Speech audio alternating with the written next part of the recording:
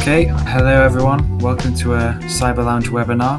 I'm here with Keith Dewey from Staff Mental Wellbeing. And yeah, Keith, would you like to introduce yourself? Yep, thank you very much, Oscar. Good morning, everyone. Hope you're all fine and hope you're all well. As Oscar mentioned, I'm from Staff Mental Wellbeing, which is one of my hats. I've been in the security space for quite a long time as well, and the cyber space. So that was a larger part of my career for many years, from banks and various other industries. More recently, picking up what was perhaps a bit of a hobby for a while around the actual mental well-being, around counselling, therapy, and finding better ways to help allow people to enjoy themselves more and to have a better time and easier time. Okay, everyone who's watching, be sure to leave your questions for Keith in the comments down below on LinkedIn. We'll get to them after the presentation, but without further ado, I think we should start the presentation if you're ready. Absolutely. Okay, begin. Fantastic. Thank you very much, Oscar. So sometimes mental health background picture there, people feel like they're free falling. Okay, a brief introduction of myself that I covered. I do tend to double hat. One, still providing consultancy in the CISO and DPO space. The other is as a qualified counsellor. Mental health first aid we'll touch on as well. Along member of the British Psychological Society as well. So quite got very deep into the mental wellbeing space. This is potentially sounds a bit like a BBC News article, but we do get into mental health issues. So I know that can create an emotional trigger for some people. My message here is that it's okay to get support. I'm available after the webinar as well, just in case it does create any issues. And there's an email address, a phone number I'll share at the end as well. Also, common ones to consider are your employee assistance program, if your company has one, your GP, NHS 111, and for more severe cases, there's the likes of the Samaritans and emergency services. It is very much okay to get support if you need it. My first question is more one just for you to have a brief think, and we'll look at this question again towards the end, is within your organization, within the industry, is whether you think mental health is adequately managed. And just in your mind, scoring that from a 1 to 10. Feel free to comment if there's a particular number in mind that you're prepared to share with other people. But otherwise, it's good to have that in your head. The other key message we were talking about when I was talking with the rest of the team from West Point Cyber Talent is this is a slightly different webinar from normal. We're not getting heavily into the cyberspace, and yet it's something that we are all affected by. Everybody has mental health. It's just specific factors in there that can be useful to consider and sometimes aren't always considered. The key message behind this is that mental health is about much more than just relaxing, which a lot of organizations will get into to try to help their colleagues and staff. There are a number of factors that I suggest we should be considering in addition to that. The first one, and part the reason for my message around getting support if you need it at the start, is industry figures around mental wellness across society. This is very much the general population. So we're looking at right now, 1 in 6 people will be clinically struggling with their thoughts and feelings. Most commonly, this is feelings of anxiety and depression, but it's enough to actually create total fear, overwhelm, exhaustion, emptiness, and just make their day-to-day life a little bit harder. Each year, that takes us to 1 in 4 people struggling with those feelings, which is a good set of the population. Perhaps even more concerning, or as concerning, is that we've got statistics suggesting that 20.6% of people have struggled with suicidal thoughts and 7.3% engage in self-harm. And there are specific demographics where that is increasing. I know obviously COVID hopefully hasn't affected you too badly. And I know that has created a lot of tension. A lot of it is subconscious tension as well. And certainly things like drinking, smoking, irritation, anger, anxiety, all of these have been increasing. And as we go through waves of lockdown and opening up, that stresses the brain in different ways as well. Every day, an average of 16 people are recorded as taking their own lives. Again, these statistics, they're all very much open to review and interpretation. It's very difficult to know the exact numbers sitting behind it. The people that go to the NHS for treatment will tend to get around 6 sessions of CBT. EMDR is an eye movement therapy for trauma cases in particular, and a wide range of medications sitting behind that. But there are also more than 400 different mental health therapies out there. So it's very much just not a science. There are lots and lots of different types of therapies. Each have very different approaches. And we're seeing lots of success and lots of different factors coming in across those different therapies. Bringing it back into the workplace a little bit more, statistics around the industry and various research suggest that 72 million working days are lost each year. This is in the UK at a cost of somewhere between 35 billion to 99 billion pounds. Again, very difficult to put exact numbers on this, because it's very difficult to know how many people are really struggling, how many have actually sought help for that. And more figures sitting behind it suggest that at least 45% of sick leave is directly related to stress. However, at the same time, we have this figure here that says presenteeism accounts for 2 times more losses than absences. So we've got 45% of sick leave and the absences behind that related to stress. And yet it's the people that are still at work struggling with all these emotional issues that are potentially actually creating more of a loss for the organization, and potentially actually harming themselves as well by keep pushing. And that can really start to wear away the system if people just keep going in that downward spiral without taking that step back and getting help. Something I was reading recently that comes to mind is the idea of just taking time off work to try to recover is something that does not always work, because it depends what you're doing when you're not at work.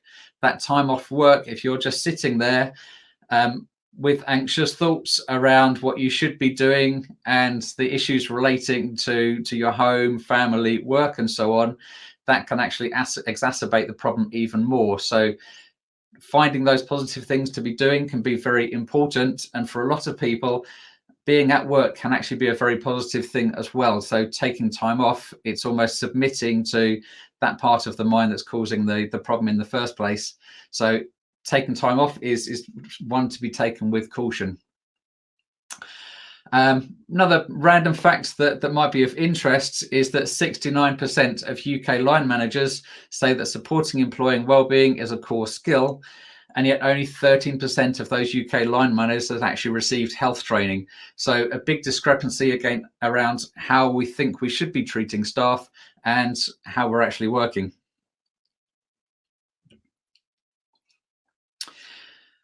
This is something that I thought might be useful in the mental health space, and going beyond that, just relaxing. It's often said, why can't people just snap out of things like anxiety, depression, phobias, and post-traumatic distress, and so on. There is some suggestions coming through. This is getting into more modern neuroscience, more modern psychology that's coming through. And I've phrased this, tried to give it a bit of a cyber feel as well. So our brain is constructed of multiple parts. There's often the suggestion that we only think with 10% of our brain, or only use 10% of our brain at the one time. I believe that's actually a slight skew on what we're actually seeing, that around 10% looks as though it's actually the conscious mind. So the mind that we're aware of, the mind that we're thinking with. And that's the logical part of the mind that was actually evolved just within the last few million years. So obviously the brain's been evolving for a lot longer than that. The conscious mind is that 10%. And if we want to make a logical decision, come up with a strategic plan, then that conscious mind is absolutely perfect for doing that. And it seems to me a bit like a basic end user. We're sitting there with a mouse and the keyboard, the screen, speakers, and a limited array of apps, because the security guys have come in and said, we don't want you interacting with everything in the system, and that becomes our conscious mind. In contrast to that, we've got the instinctive brain, which, to get into the scientific side of things like the limbic system, the amygdala, it's the deeper parts of the brain. It's known to be a lot faster and more powerful. There are experiments by people like Benjamin Libet who are saying that that instinctive part of the brain is actually making decisions between half a second and 10 seconds faster than our conscious mind. So we've got this end user that is getting the pictures after the decision has actually been made. It's a strange view of what's actually controlling our heads at that point. Often the view is that the conscious mind is almost a free won't. It will say, no, I don't want to do that. But the instinctive brain will start firing up all these ideas. And that's where things like anxiety and depression come from, that lower part of the brain that then start throwing all these ideas into the conscious mind and start creating that conscious battle that's harder to deal with. The instinctive brain, it's a very basic operating system. It does very basic fuzzy pattern matching, hence all of our phobias and things you might have fears about.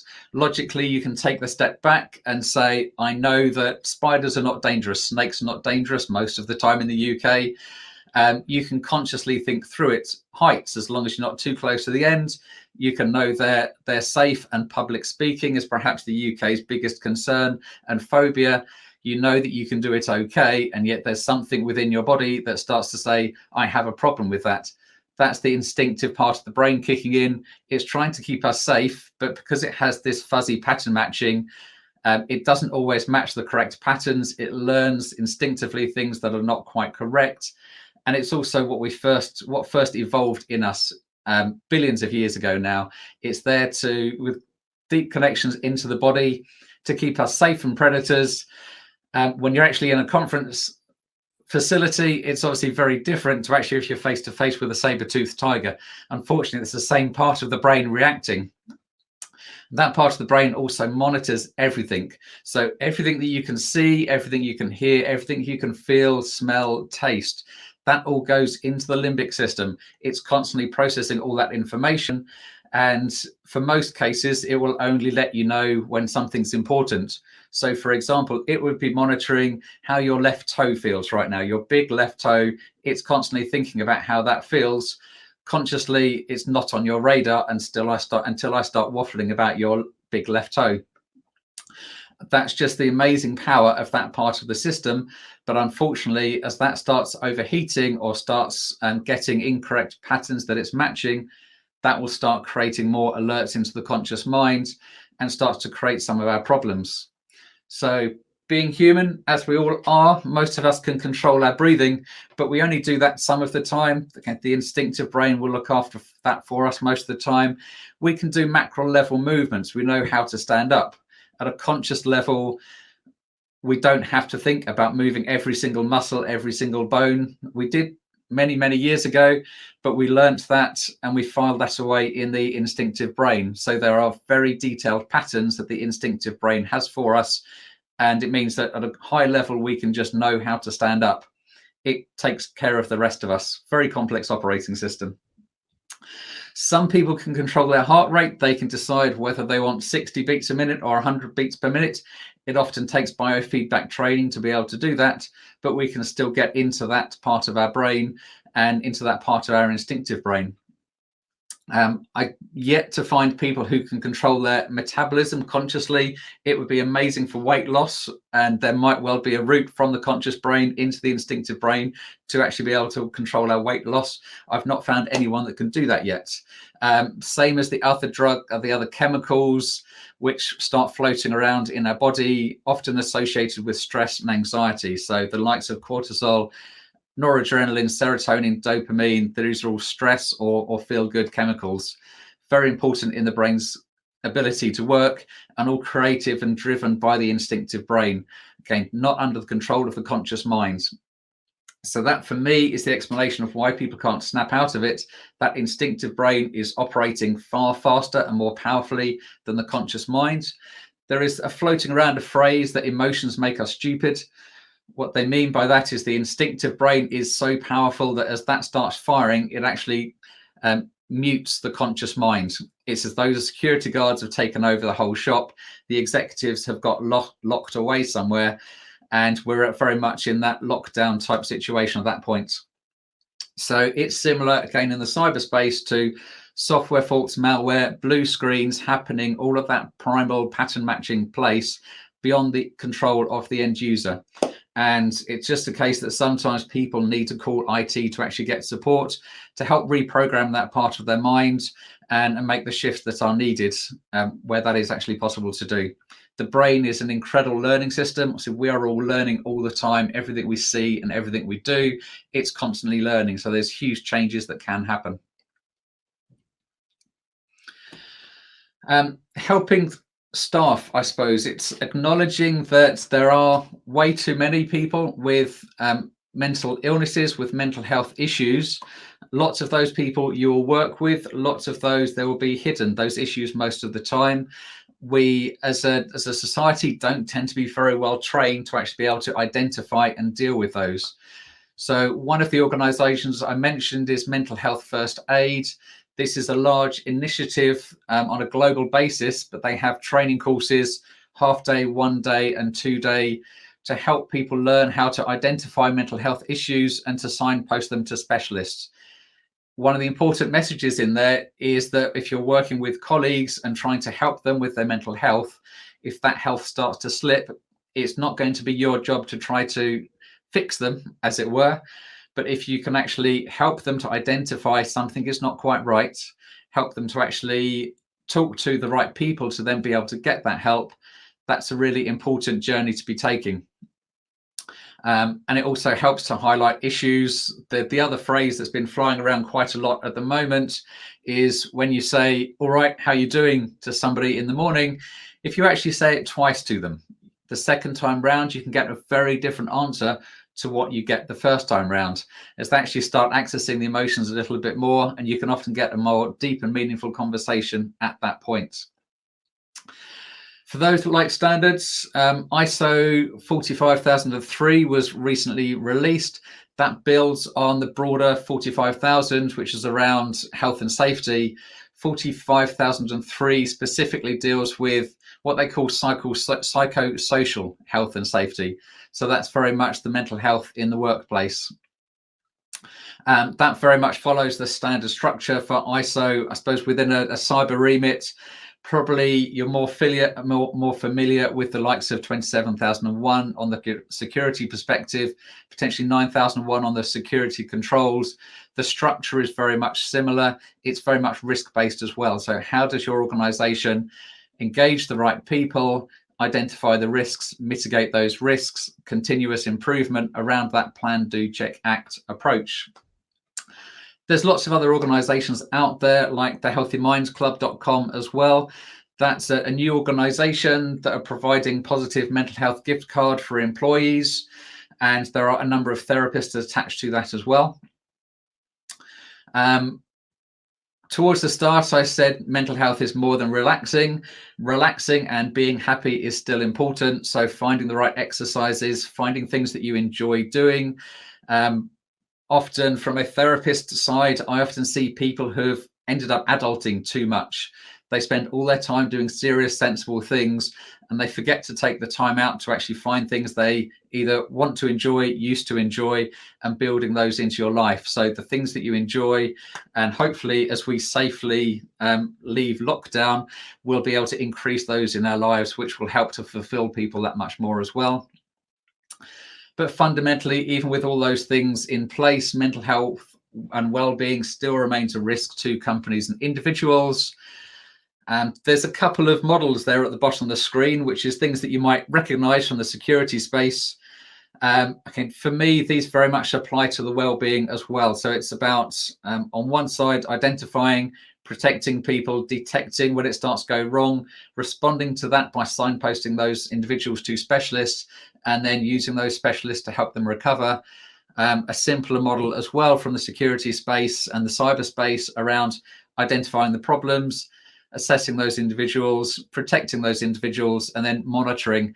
And the whole return to work, if people actually take time off of work, They're monitoring, making sure they are integrated back into the organization in an easy way is really, really important part as well. I've seen it done incredibly badly, and it just ends up losing that person again. Whereas if you bring them back in the right place, the right way, with the right support, they can very much start contributing again. So all of that was more on mental illness. For me, especially in the cyberspace, this has been quite a popular topic. It's going from mental illnesses and what are diagnosed as mental health, mental well-being issues, but they can actually be used in a very impositive way. So we've got the box on the left there. My question would be, is if you had an indicator that even without interviewing a person, it suggests that this person has an increased attention to detail, is highly accurate, is an innovative thinker, is highly focused, and is very likely to be loyal and honest. How would you actually incorporate that into the recruitment activities? It's having an indicator like that can be very different to actually asking people a question of, can you give me a time when you pay lots of attention to detail? This is a psychological indicator that suggests all of those traits will be there with those individuals. And what I'm talking about here is traits of autism. The autistic spectrum is a wide range. So it would seem that all of us are somewhere on this scale. Along that scale is different levels of skills, benefits and issues. And within the cyberspace, it can make a huge benefit. I've worked with lots of organizations, and I know West Point has done a lot as well in this space of identifying individuals who have autism or are on the autism spectrum, also referred to as neurodivergent. So it's thought to be 1 in 7 people have this different way of thinking. It's the way their brain has been wired slightly different, but it does give them all of these benefits. So as you're recruiting these individuals, you can expect them almost to be doing a more dedicated job within the cyberspace in some cases, because they have that attention to detail, a real focus, the loyalty and honesty that all comes with positive of the likes of being on the autism spectrum. The flip side of that is that there are a few factors that need to be taken into consideration as well. And it almost gets into the diversity inclusion space to ask your organization, as you're going through the recruitment process, are you actually taking these factors into account as well? So people with autism, they may struggle with eye contact. They can struggle to understand what other people are thinking or feeling. They have a tendency to take things literally. So conversations can be skewed somewhat. They may struggle with large social situations, may struggle with loud sounds and bright noises. All of those, to me, these are just very clever people, and all it's doing is just exacerbating a lot of those messages. So where we spoke earlier on about the different parts of the brain, it would appear that a lot of that is just making through into the conscious brain. And so they can become overwhelmed more easily on average. We fully understand that everyone is individual, and everybody on the autistic spectrum is going to respond slightly differently as well. They can also struggle with social rules as well. So making sure you're actually doing things at the right time can become more of a challenge. It's not people with autism just trying to be difficult, it's their brain works slightly different. So it's down to the recruitment process and the placement and the actual work process when those people are in the organization to know they can do a fantastic job if placed within the right environment. And so it becomes an ongoing process of actually making sure that the autism is actually appropriately dealt with as they progress through their careers, and they can do amazing things for your organization.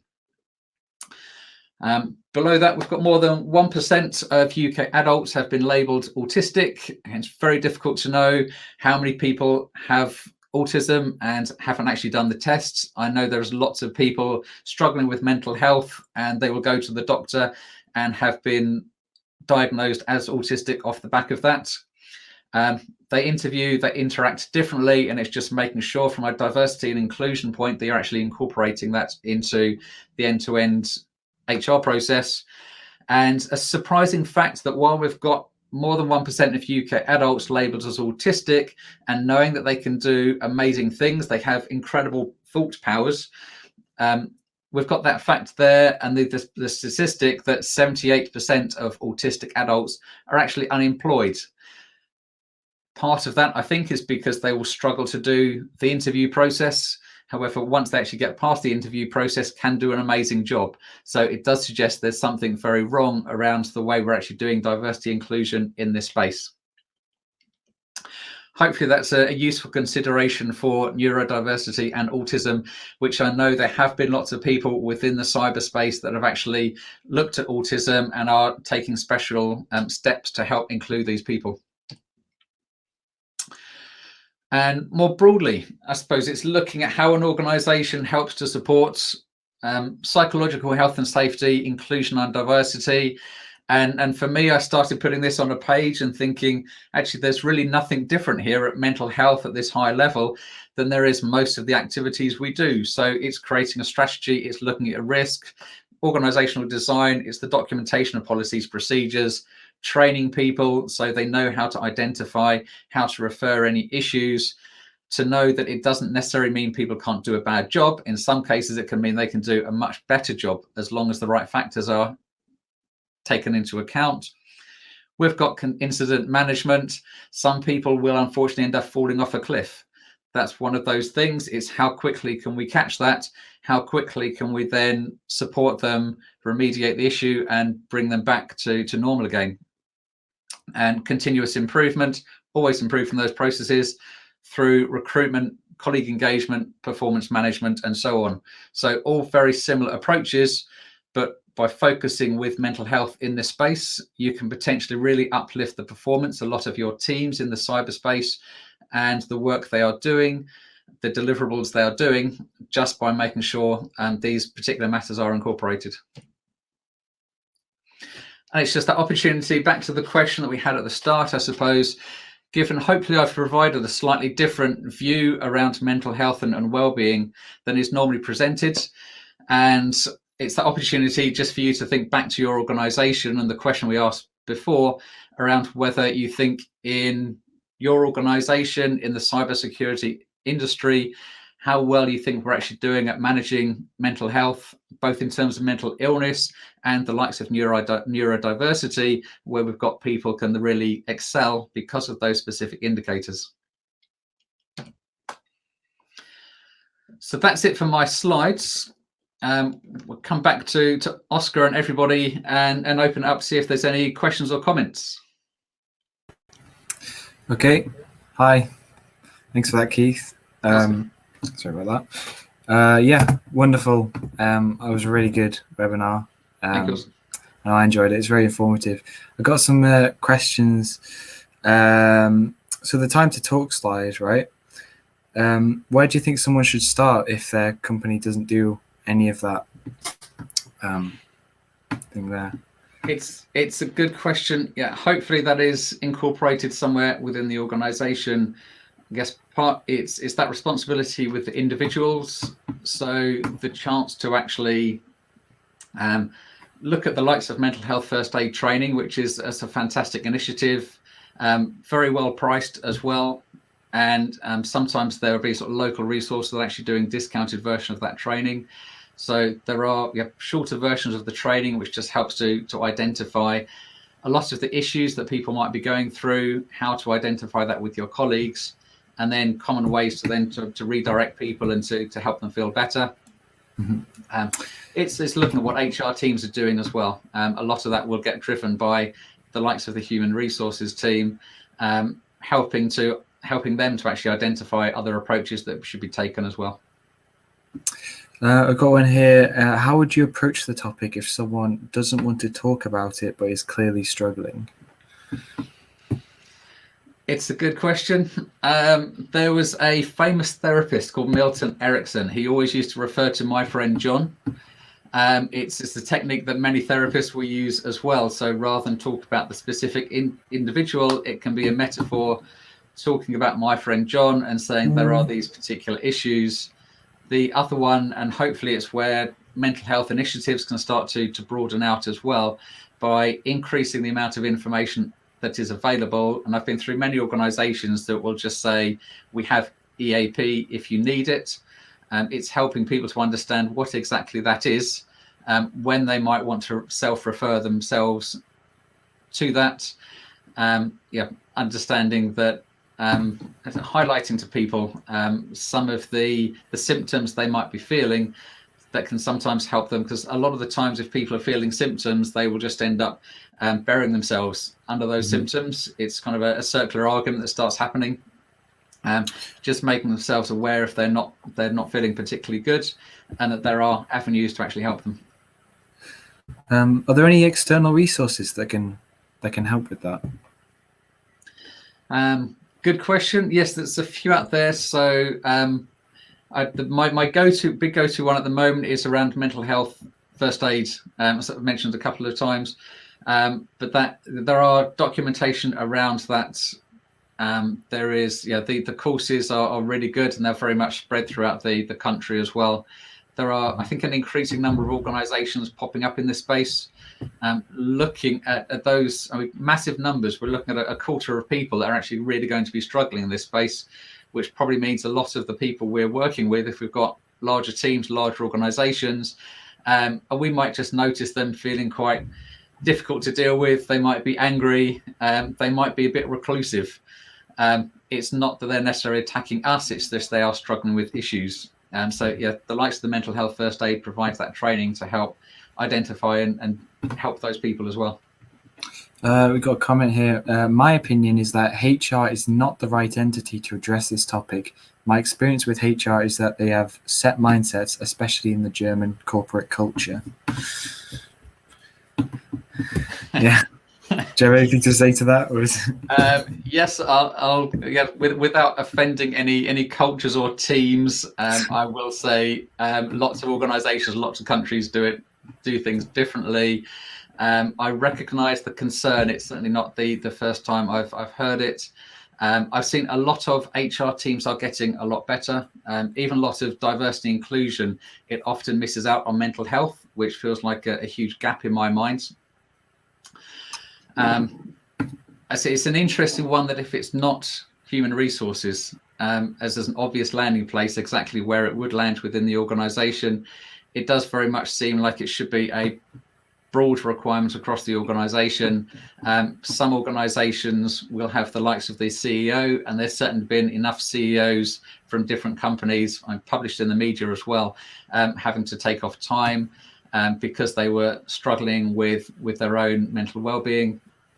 That I think starts increasing the understanding and the noise in this space, and so that will then start pushing organizations and hopefully spread a bit further as well. But yes, I suppose if your HR team is not doing what it needs to be doing, it can be a case of hassling them and showing them hopefully the way forward so they can actually make those improvements. Mm-hmm. You put some statistics on your presentation earlier, and there's the right now 1 in 6 people side. There's a lot of people, 1 in 6. That's quite a lot of us.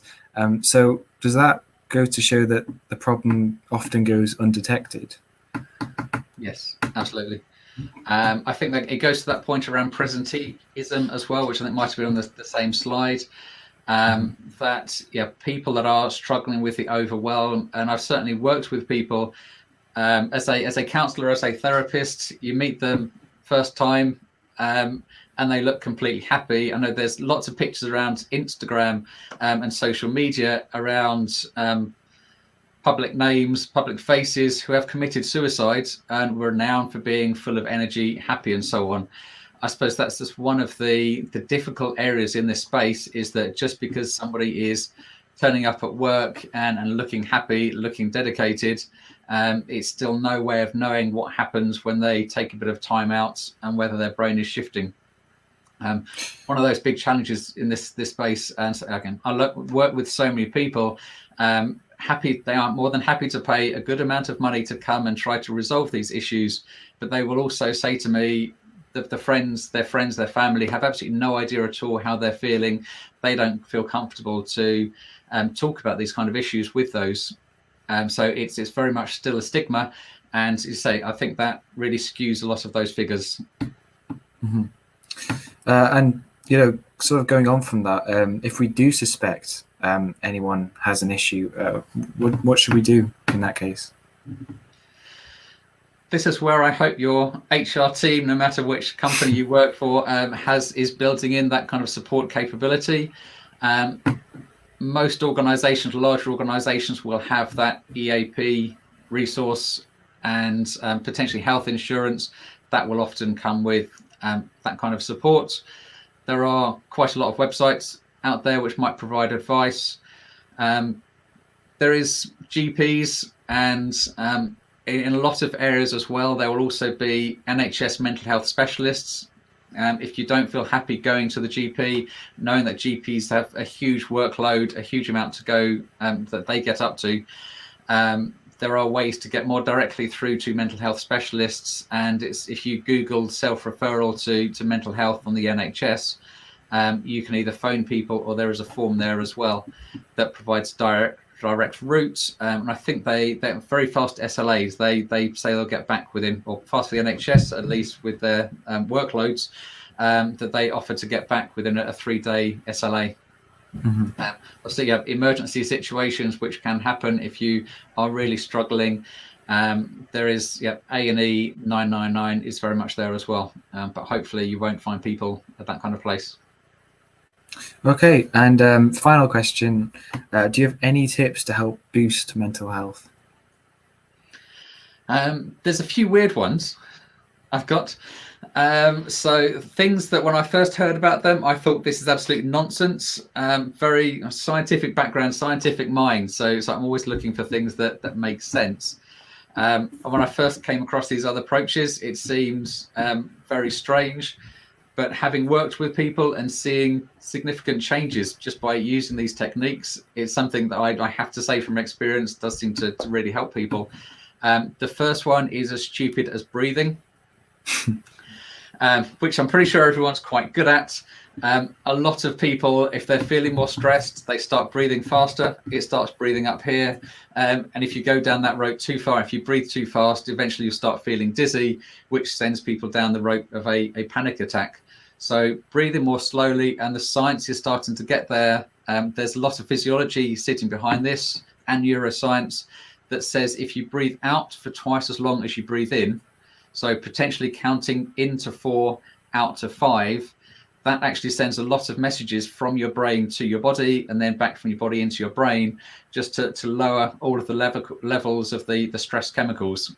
So very quick effect.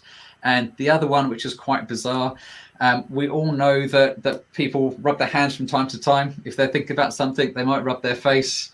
If somebody is looking stressed, someone might rub their arm.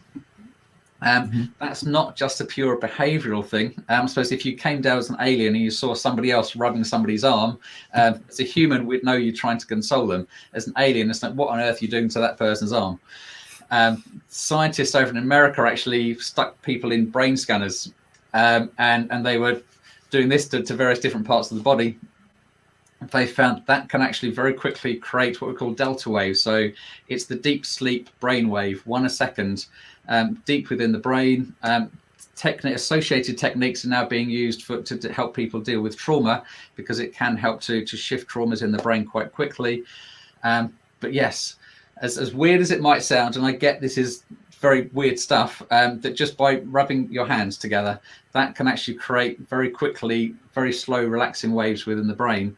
And so that is another weird and wonderful way just to bring stress levels down if you are feeling anxious at any time. So a few weird ones for you there. Yeah, well, I can already feel myself controlling my breathing already. So, well, that's everything. Thank you for your presentation, Keith. Thanks very much for the opportunity, Oscar. It's been great. Really, I've really enjoyed it, watching it in the background. For those watching, we do have another event tomorrow. It's a Cyber Lounge Roundtable. We've got, I think, 5 cyber experts on talking about the recent Kaseya ransomware attack. Some calling the biggest cyber attack in history, just because of the amount of people affected by it. So stay tuned for that tomorrow. Thanks again, Keith, and everyone have a nice day. Yep. Take care, everyone. Okay. Bye-bye. Thank you. Bye.